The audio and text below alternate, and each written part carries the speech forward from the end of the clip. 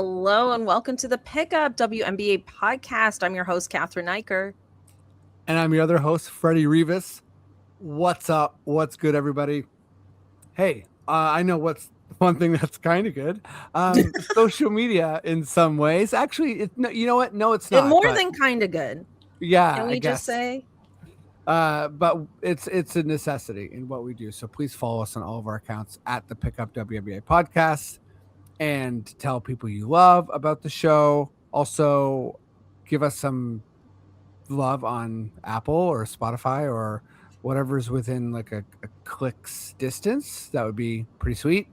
And thank you. I just had a friend from a restaurant I used to work at, shout out Sarah, who was like, "What? You're doing this? I'm gonna follow you." And I was like, "Yes, please do." Nice. Thank you, Sarah. Thank you, Sarah. And everybody else.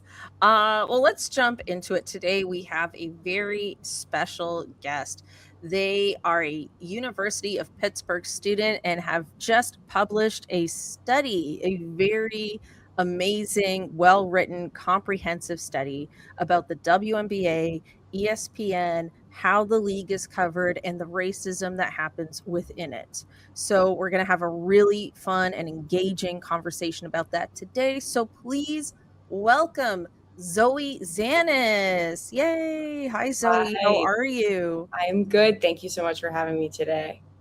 Thank you. We were saying before we started recording just how much we loved reading this study.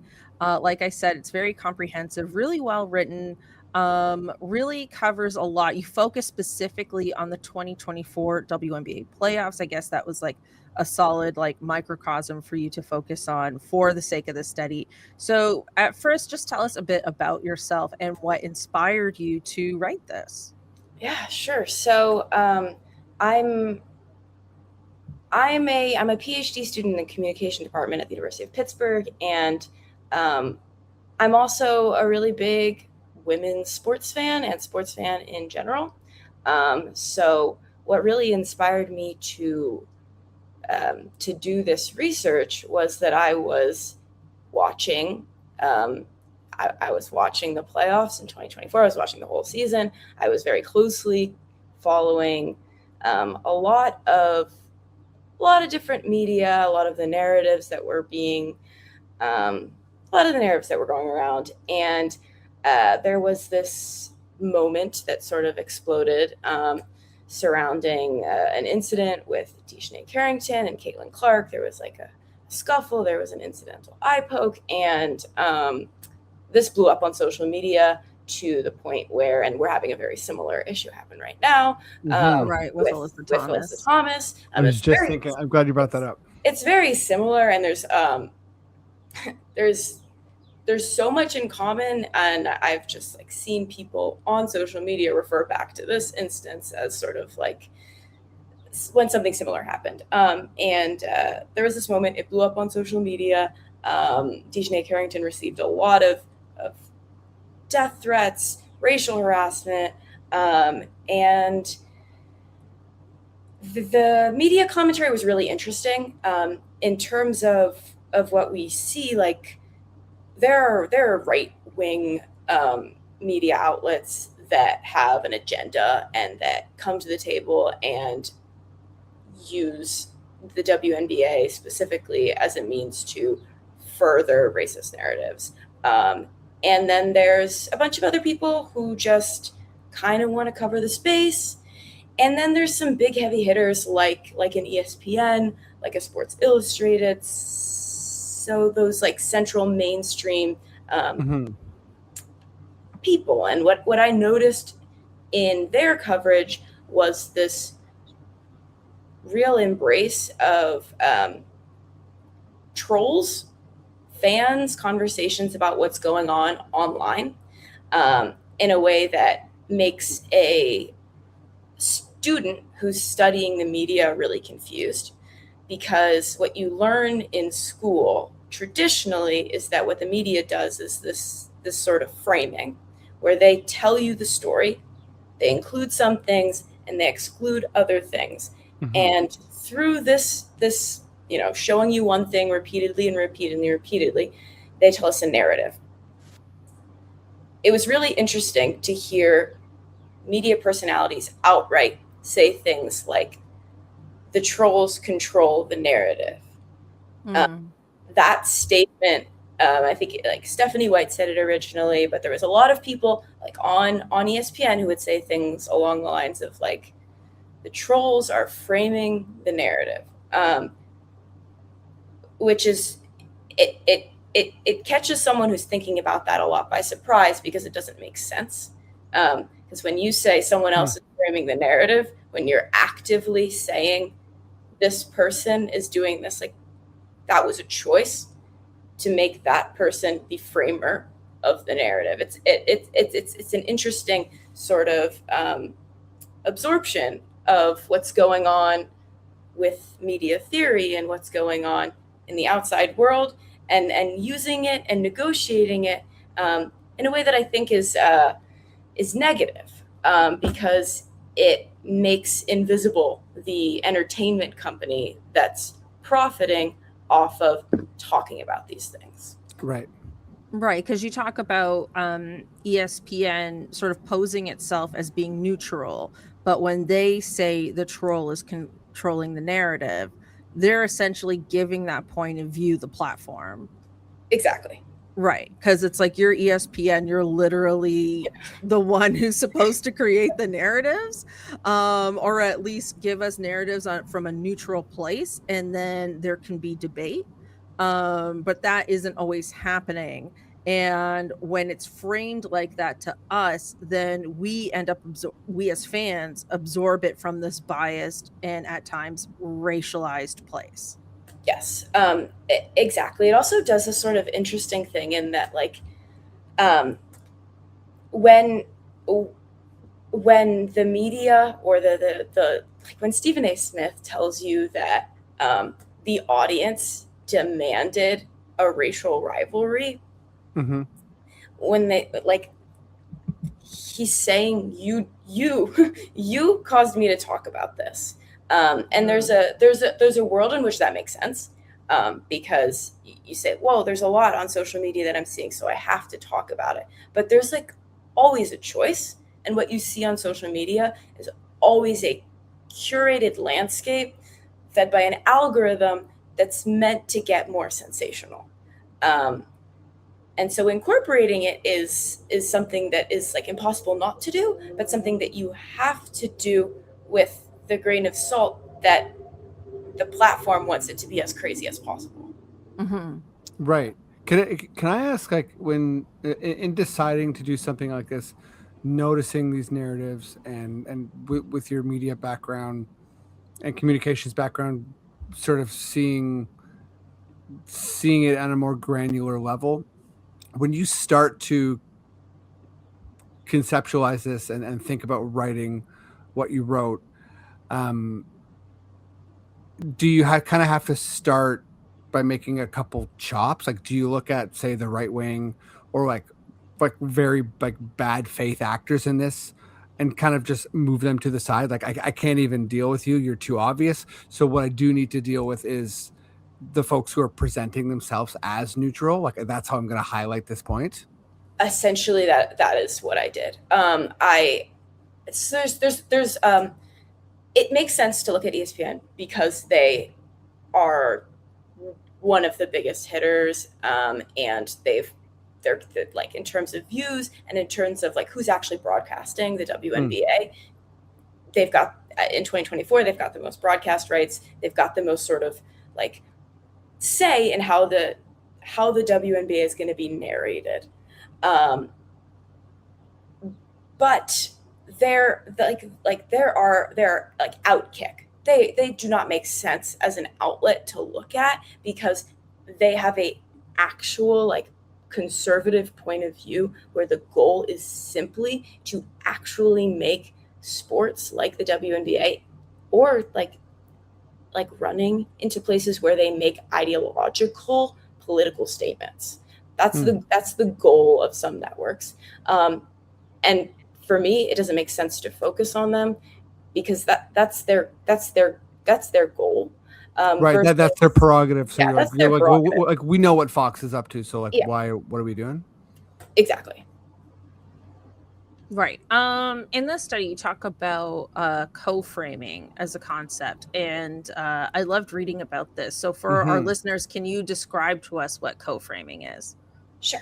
So, co framing is essentially a media process or a media technique where the broadcaster incorporates digital commentary, digital audiences, um, in a way that allows them to at once um, talk about and sensationalize a systemic problem, a social ill like racism, and at the same time defer responsibility for that sort of sensationalizing and Mm-hmm. uh, for that onto the digital audience or the troll.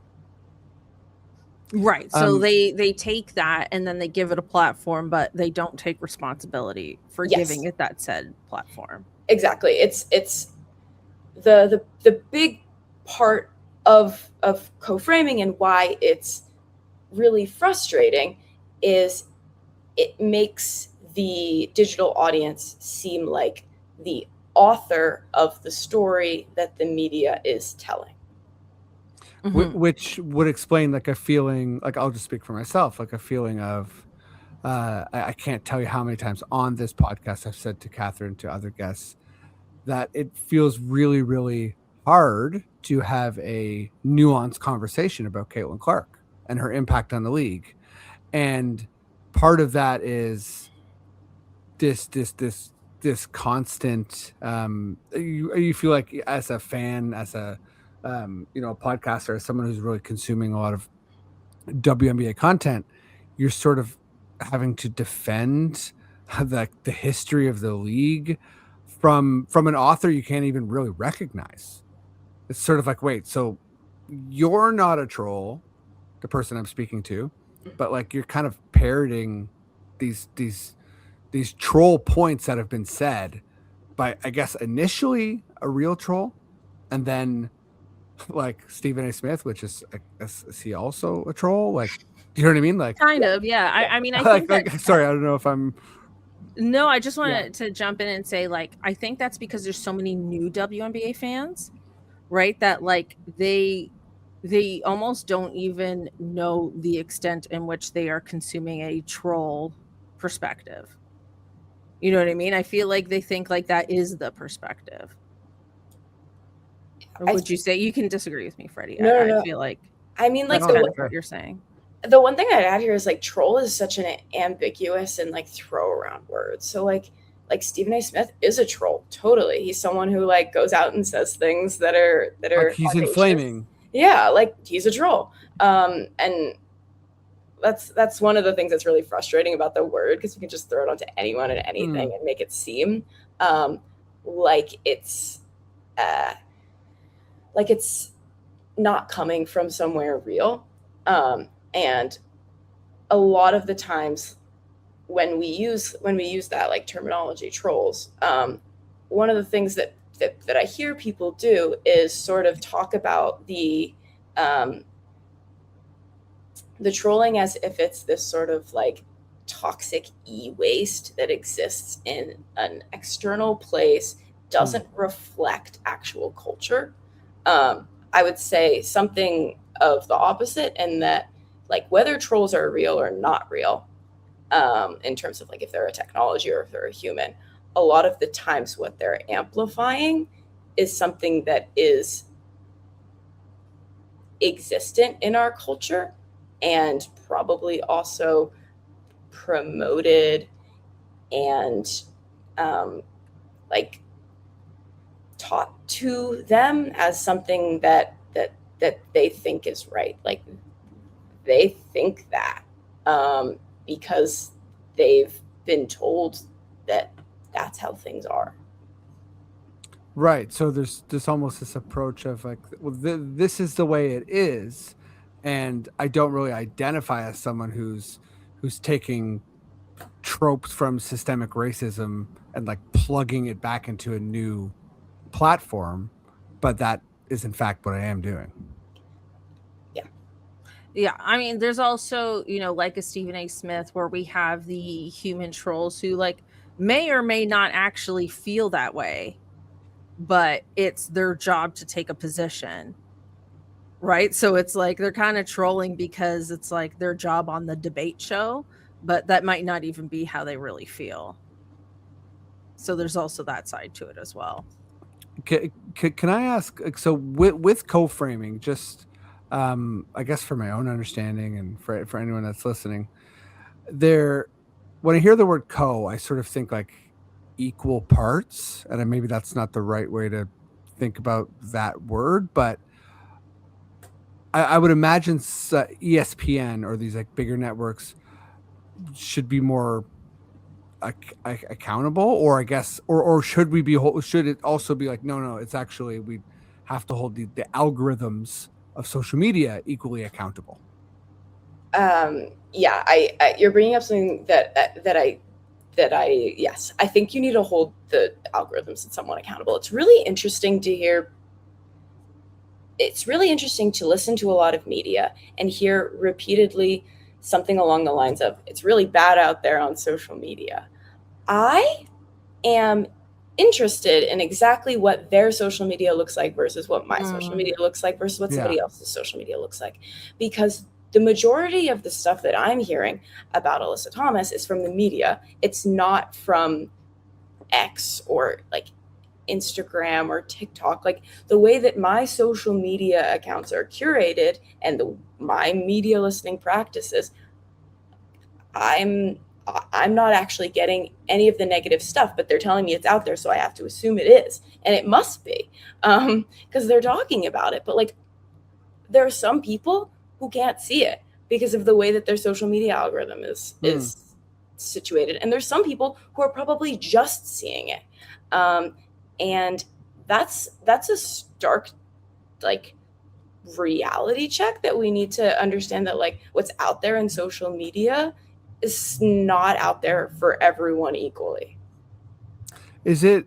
I don't want to take us too far afield, but is it? What do you think about the concept that like we're sort of like living in a newer era of propaganda where we don't quite, again, No, I mean, that's a much larger topic, but I know, yes. but I'll always use myself as an example. I remember learning about Yeah. propaganda in high school, sort of thing, right? And I'm 40, and it was always silly to me. I was always seeing like pictures of like "we want you" and like that sort of thing, and being like, I don't understand how someone could sort of fall for that or not be critical or whatever. And I just was that. And then I feel like watching the slow rollout of social media and seeing these like propaganda tentacles take place, it's like, oh, this is, I think, how it happens. Yeah. It's like it's pretty insidious. Definitely, you could probably get me on a very long tangent here, because other than this research, the majority of the work that I do is on digital propaganda. So great. So we're among good company. So the answer is yes.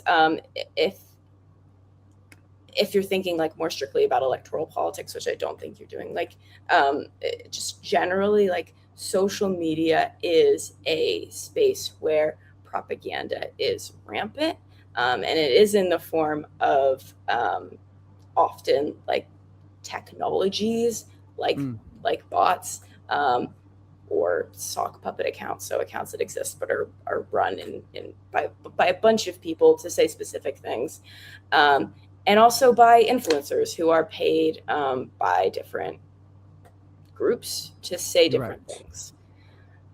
So we're living in like a computational digital propaganda scape, and that doesn't mean that like what we're seeing online is fake, but it means that there's a lot of fake things online. Bringing this back a bit, we've talked about Caitlin Clark. I think, this has been an issue before Caitlin Clark, as we know, but Caitlin Clark's rise has really brought a bigger spotlight to this issue. And I think since her rise, there's been more of a focus on the quote unquote great white hope, or a white savior narrative, people kind of referencing her as something the league needed, and the racial implications around that. I mean, what are your thoughts around like Caitlin Clark's rise and how people have framed this in terms of like we needed her in a way that like other, black players who are as talented not getting the same level of attention?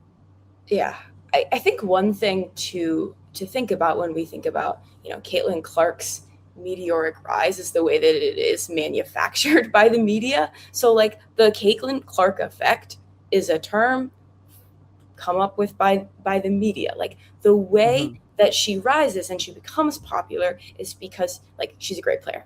Okay, great. But like Mhm. the focus on her, the intense focus on her, the pinning her against other players to create these sort of storylines, like that's media manufactured. She didn't actually do that much. She just like Right. went out there and played basketball, and what we got was this a bunch of different stories about her from other people.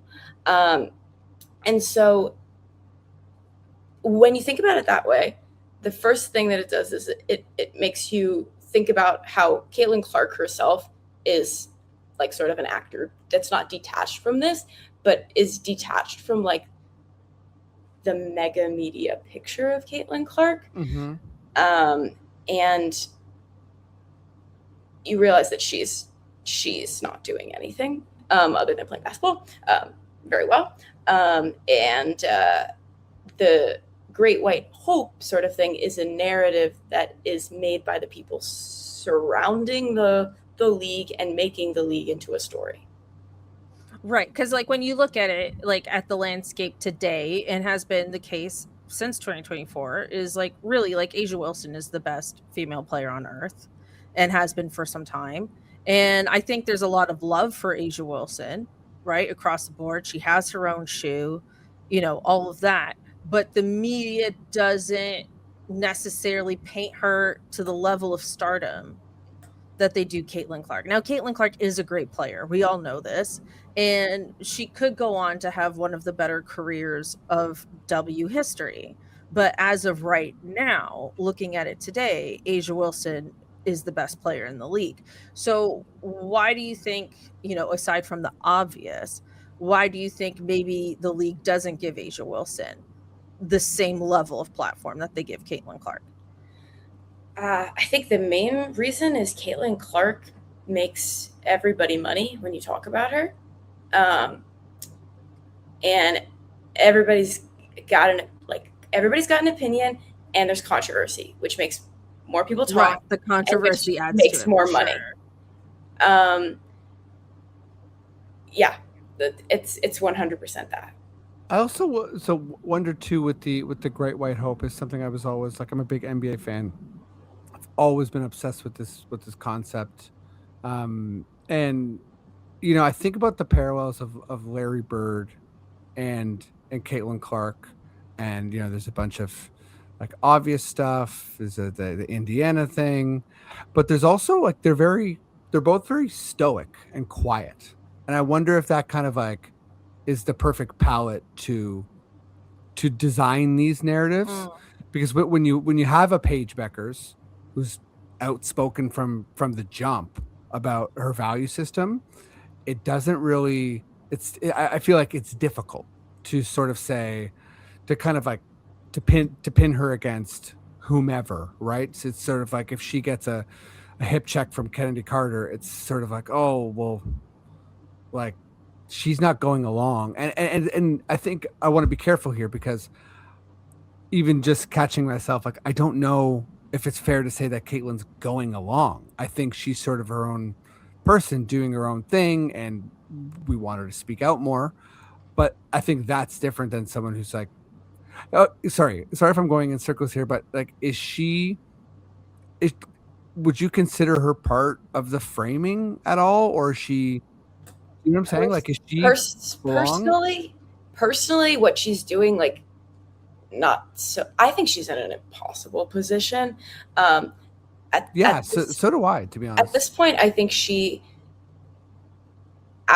I don't like, we have no idea what her politics are, but like she is the perfect sort of vessel for um,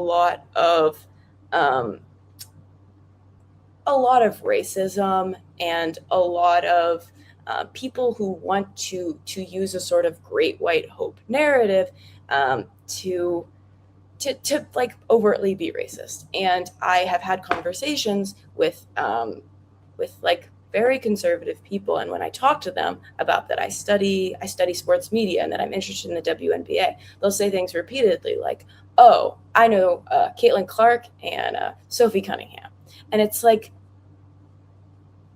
that's all that they know about the WNBA. And they know that people are rough on Caitlin Clark. Like she has been picked up by conservative talking points, right wing talking points, as a person and a vessel through which you can push racist narratives and you can push a certain agenda.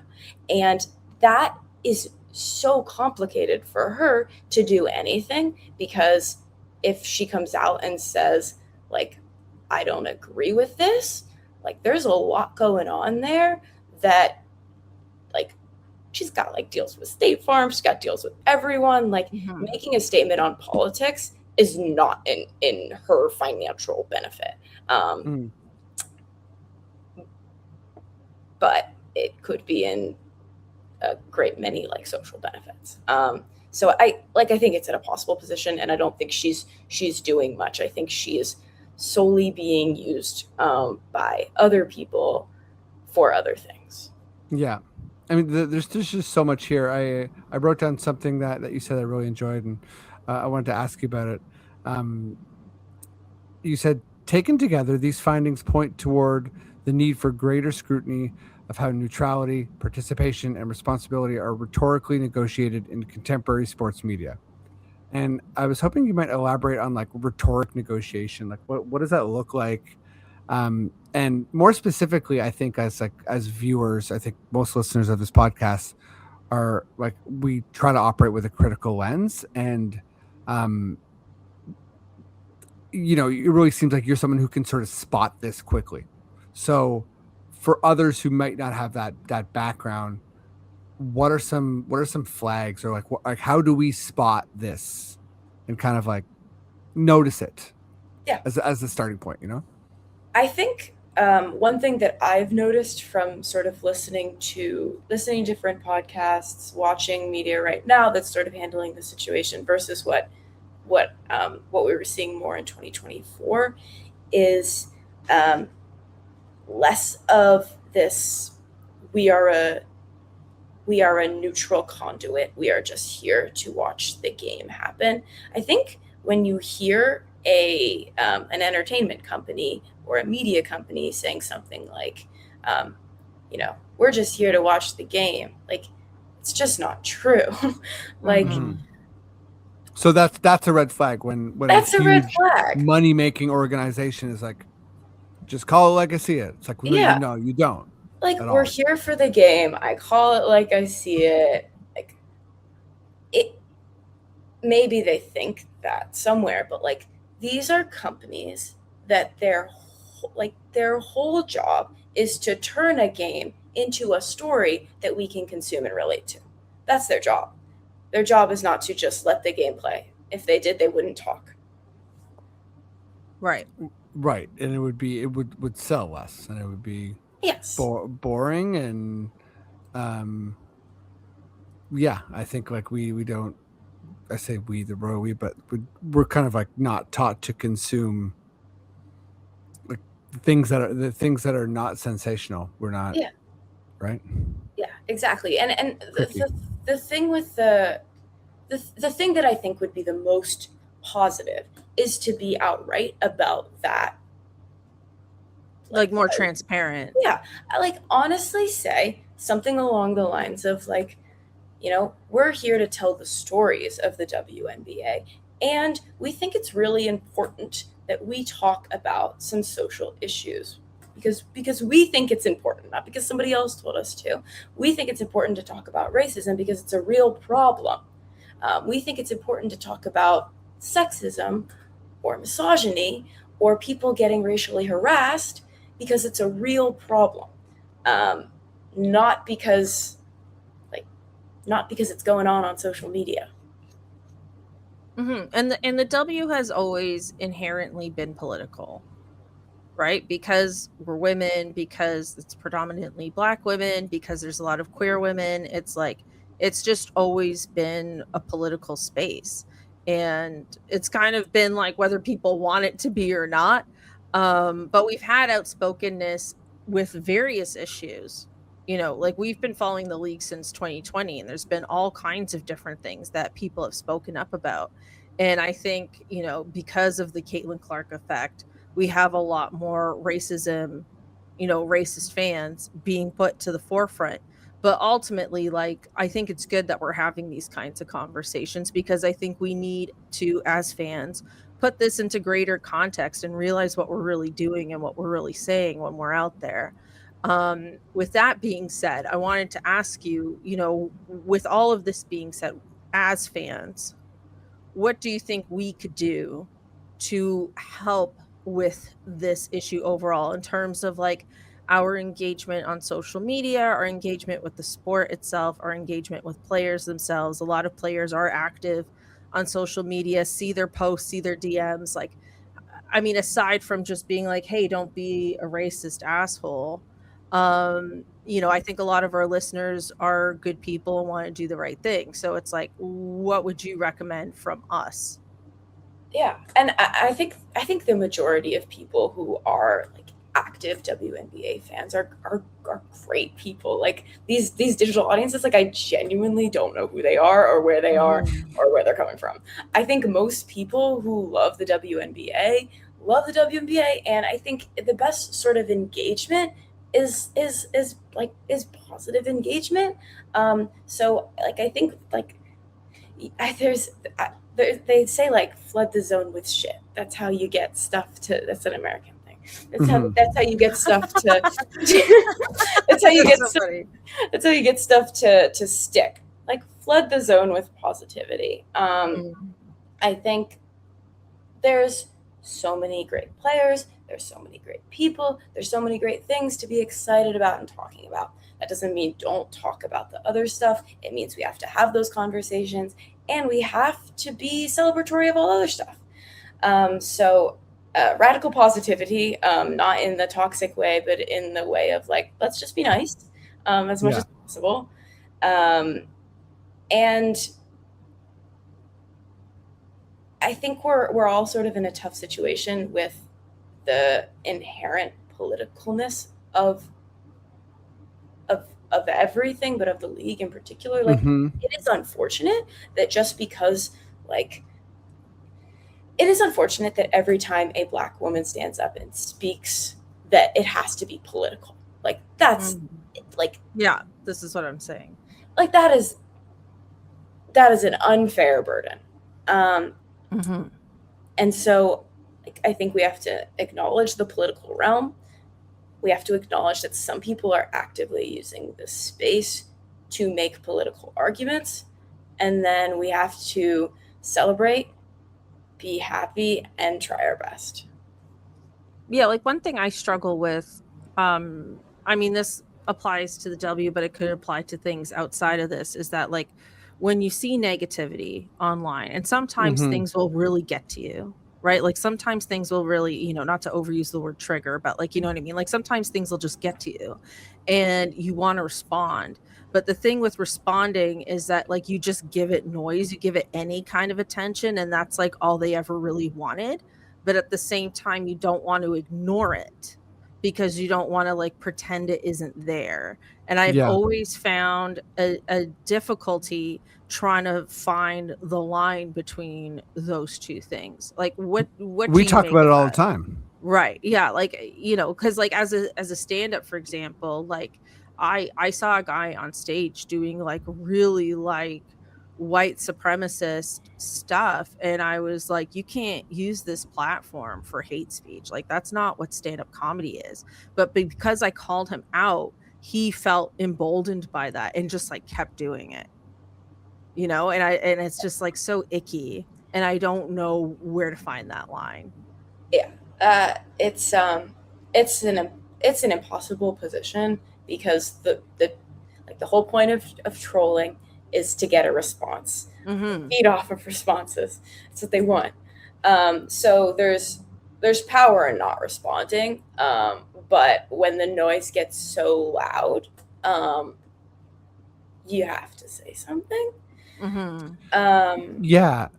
Sorry, is it okay if I jump in with Yeah, just saying, Of course. I think if we, you're our special guest here, but I think if this was like a regular episode, me and Catherine would probably have a segment on Alyssa Thomas and Caitlin Clark. Mm-hmm. And I think so much of our goal is to take these moments. I think about like saying, whether it's like Shaq saying something misogynistic or the league prior to this the new CBA, like there's so much dismissive kind of narratives about the league and its money making potential and just kind of punching down sort of stuff. We really pride ourselves on taking that information out there and trying to talk about it in a way that is positive and not and if we can like Or like debunking calling things out appropriately. calling things out appropriately. But yeah, to Catherine's point, I feel like it's a really hard balance, and maybe it's just the impossible situation of it all. But it's a really hard balance to say like, oh no, just let this fizzle out, or say, oh, this isn't going to fizzle out. So now we feel a certain responsibility about saying something, you know. yeah. It like I'm agreeing with the difficulty of the position. Like, I think at first it's like don't feed the trolls, but then it gets to a point where you need to call things out, you need to say stuff. At There's like the positivity, you do it as much as you can. There's one thing that's really like frustrating in all of this, and it's that like there can be people who are like spewing hate speech on social platforms that we kind of can't like block or mute or report. Mm-hmm. Like like we should have, like, companies should have policies that make it so that there aren't people doing that. They don't have those things. Like, we have a space where like speech is free and not curtailed to the point wherein speech can be used to weaponize and harm people. Mm-hmm.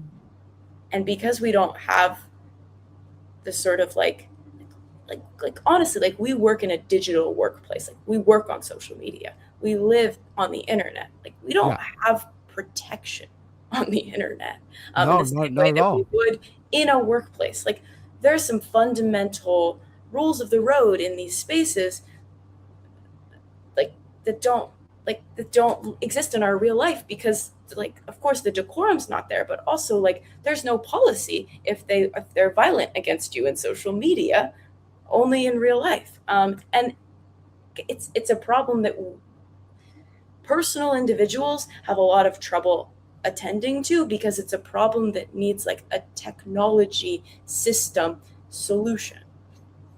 Right. Yeah. Damn. Always makes me think about I don't know where I first heard this, but kind of the the the personal ownership of something like smoking and how much it was like, you need to stop smoking, you're addicted. And finally this like thing, hold on, like we have to like make these companies like they can't advertise to kids. You know what I mean? Yep. Or and it's a little, we're a little bit there with phones and with and so much like there's so much personal blame, and we need help in like a larger, more systemic way. But I wanted to well, we always do a Freddy's fun question.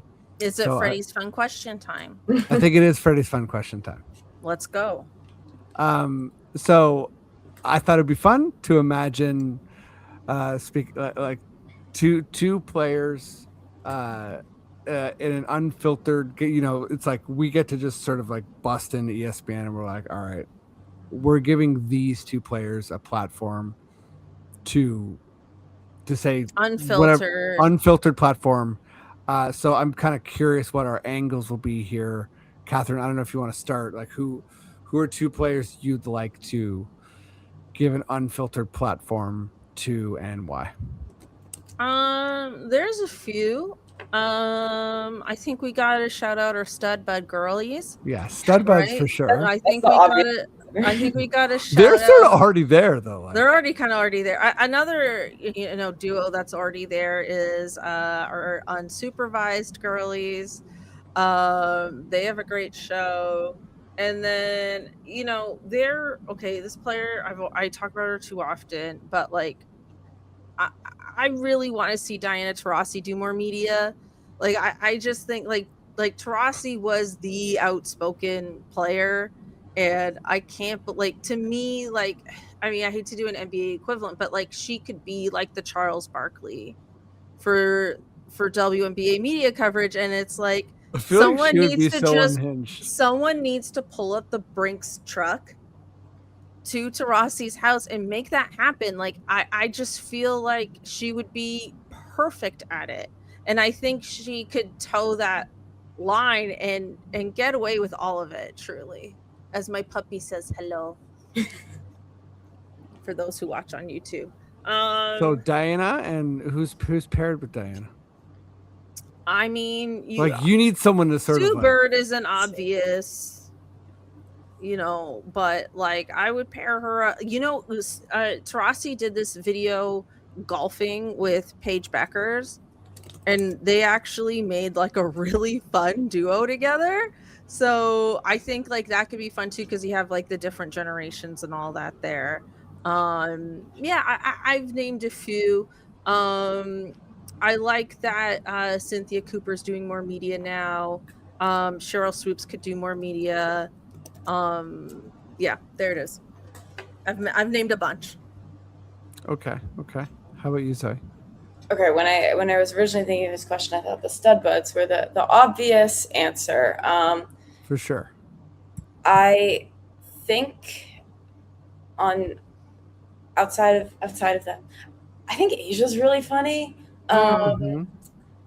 I think Stewie's really funny.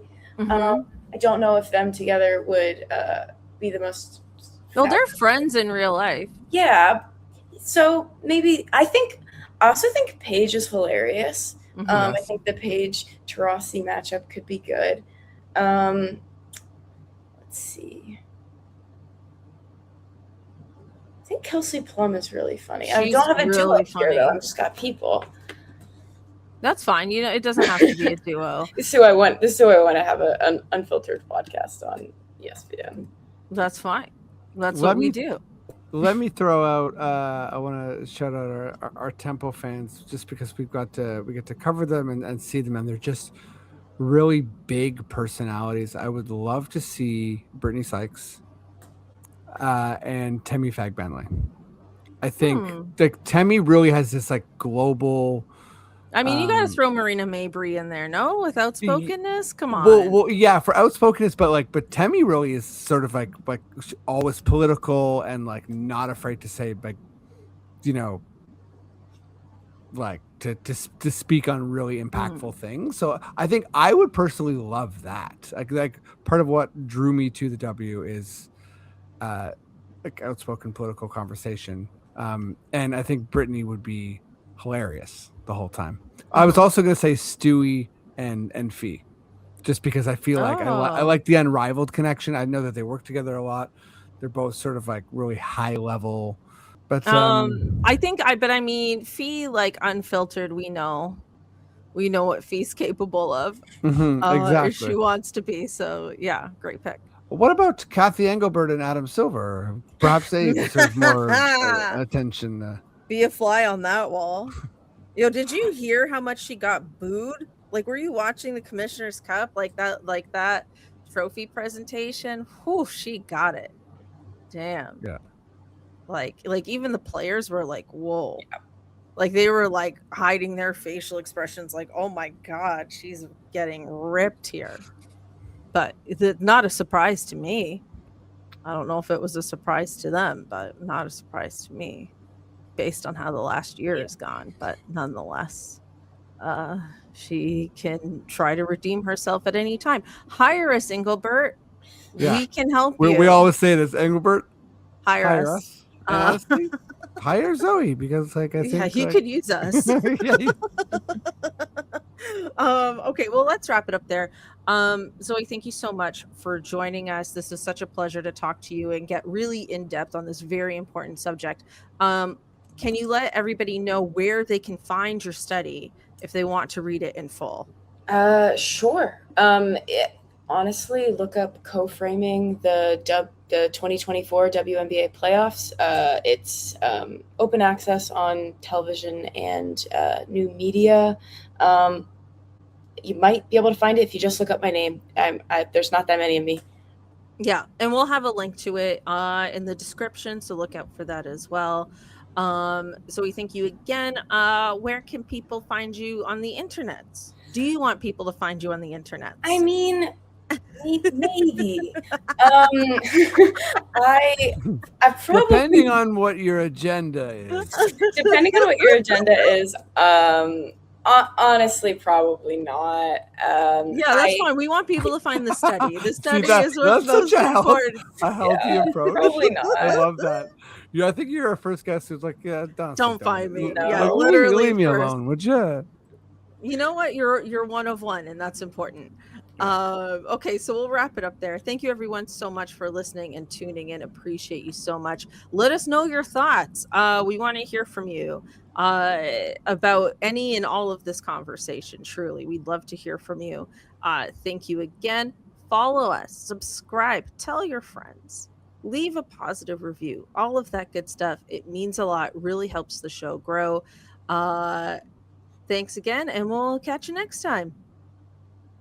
Thanks, Zoe. Thanks so much. Bye.